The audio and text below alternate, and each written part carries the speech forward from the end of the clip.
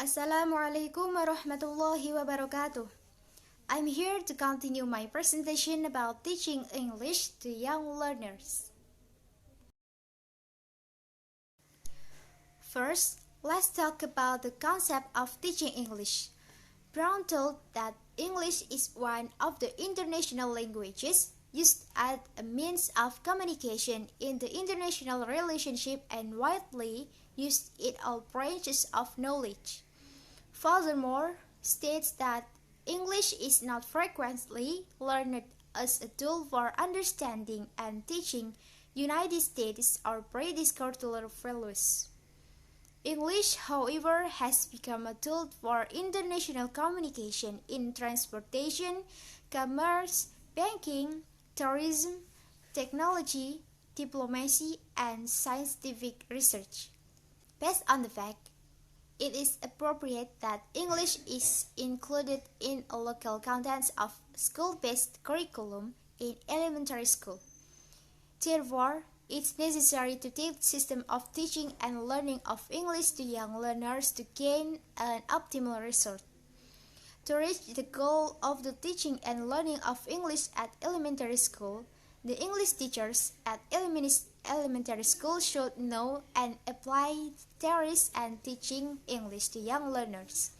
Besides, they should also know what to consider in designing teaching learning materials in order that the materials given to the students are appropriate for the students' development in relation to languages.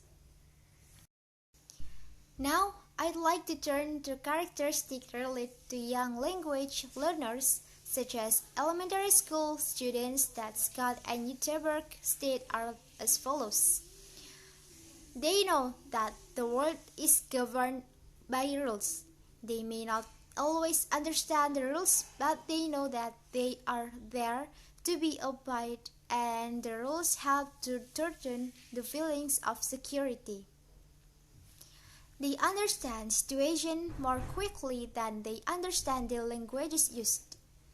They use language skill long before they are aware of them. Their own understanding comes through hands, eyes, and ears. They are very logical. What the teachers say first happens first. They have very short attention and concentration span. Children don't always understand what adults are talking about. Young children cannot decide for themselves what to learn. Young children love to play, and the last is young children are enthusiastic and positive about learning. From this characteristic above, it can be known that young language learners, in this case elementary school students, are able to understand abstract ideas, understand symbols beginning with words, generalize, and systematize. Now, I will move to explain the problems in teaching young learners. Yunan suggests 5 main challenges that might be encountered by English teachers of young learners. These challenges are in terms of cognitive development, motivation, attention, multi-level groups, and assessment. The first challenge is cognitive development. Nonan explains that young learners are in very middle of their psychological and social development from infancy to adulthood. Motivation is the second challenge that the English teachers of young learners perhaps face. It's explained that maintaining the students' motivation is crucial.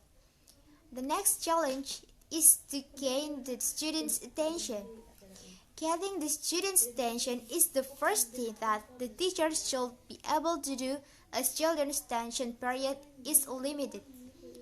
Sustaining the learner's attention during the instruction is very important that they are learning in order to perform it. Another problem in teaching English to young learners is in terms of multi-level groups. Diversity in a group of students will lead to a serious problem. To deal with the difference of professional level, they have to design materials and tasks which are varied in difficulty.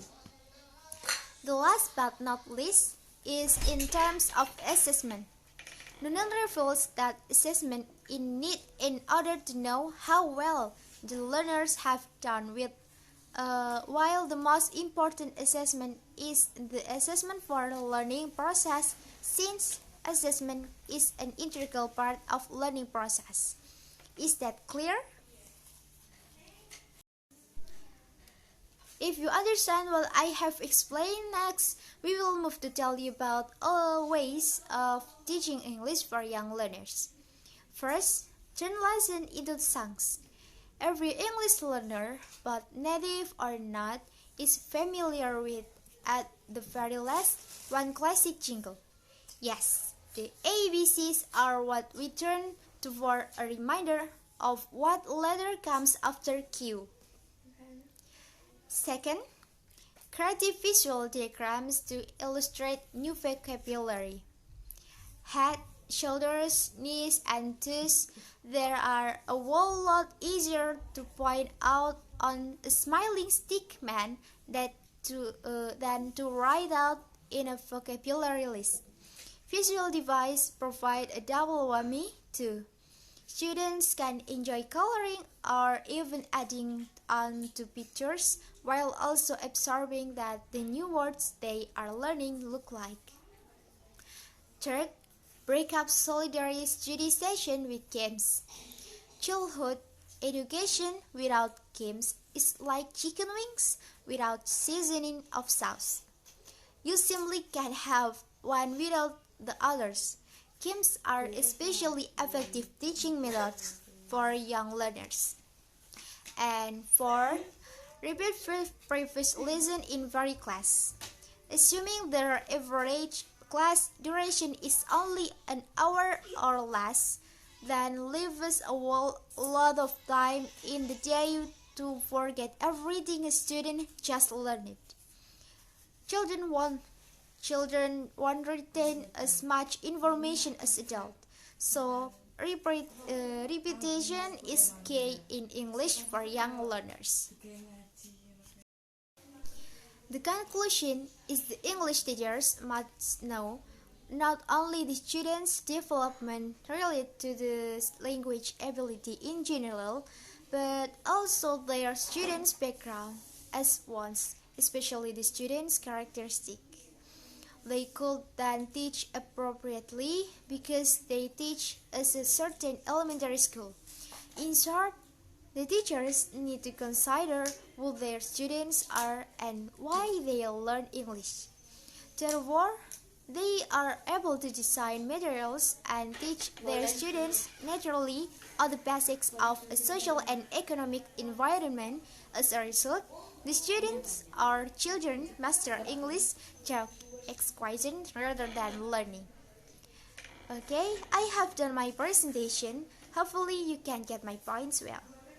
The last I say, wassalamualaikum warahmatullahi wabarakatuh.